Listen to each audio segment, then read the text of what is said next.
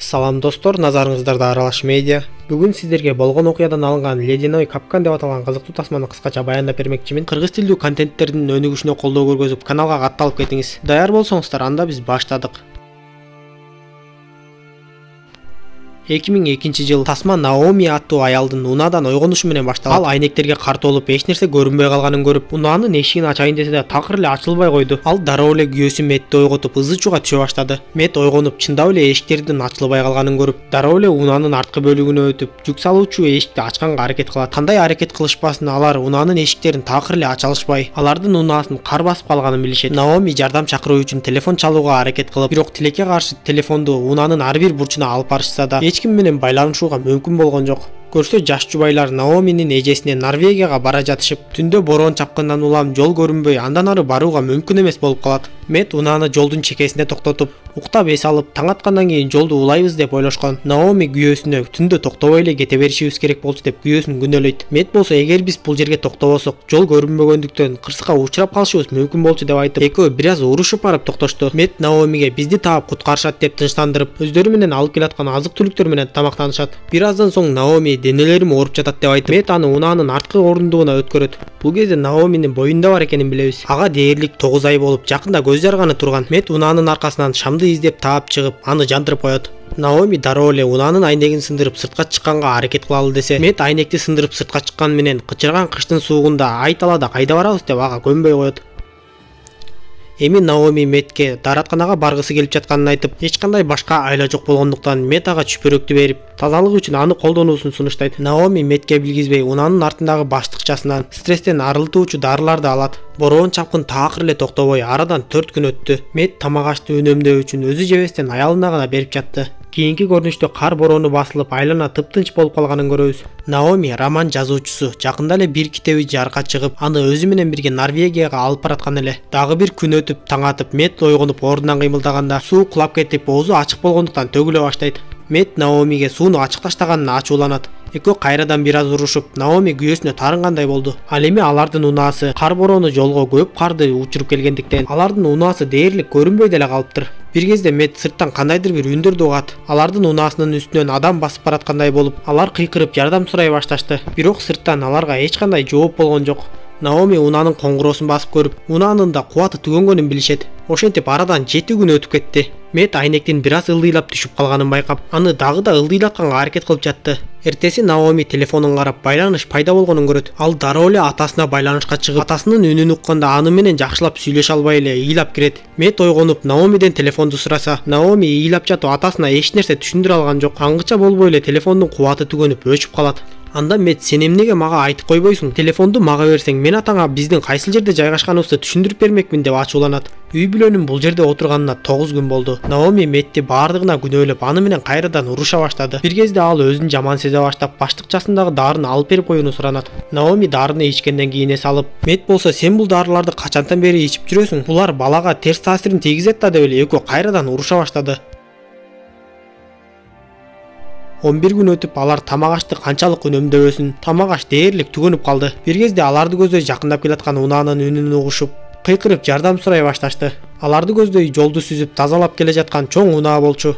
Бирок ал карга көмүлгөн унаанын так жанынан өтүп, эч нерсени байкабай андан ары жолун улап кете берди.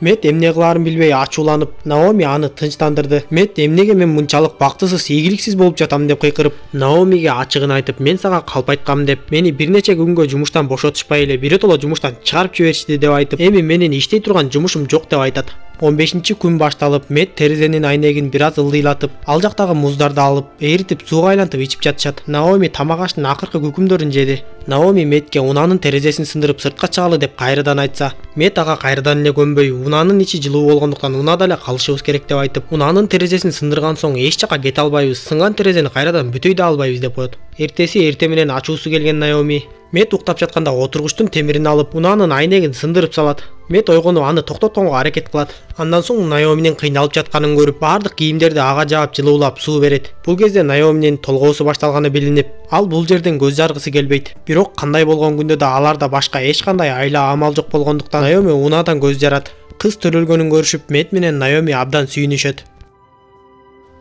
Күн шооласын чачып, бирок сууктун күчүнөн кар көк жалтаң музга айланганын көрөбүз. 17-күнү кызга ат коюуну чечишип, Наоминин сунушу менен Оливия деген ат беришет.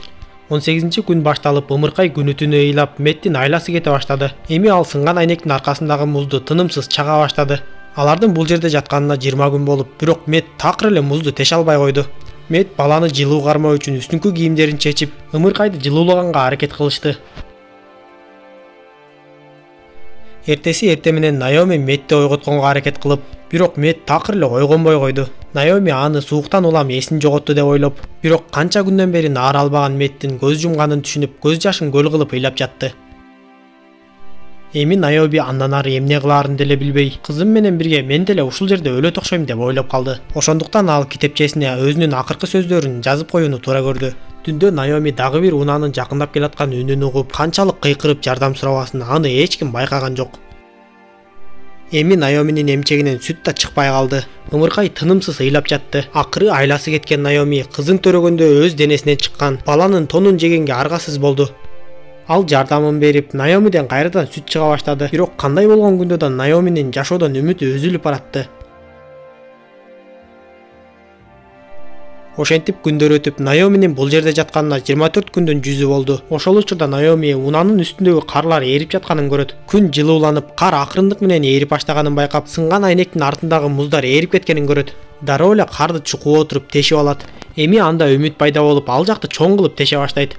Кызын жылуулап кийинтип, ал жактан кетүүгө камынат. Жылууланып кийингенден кийин Мэтт менен коштошуп, карды буттары менен жиреп отуруп, акыры кызын капка салып, ал жактан чыгып алды.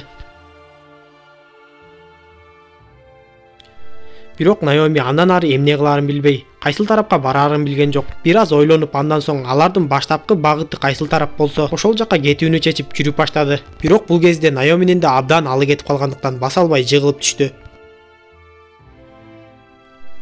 Бир аздан соң кайрадан үмүтүн үзбөй, бар күчүн жыйнап, жок дегенде кызынын аман калуусу үчүн андан ары акыркы күчүн колдонуп жүрө баштады.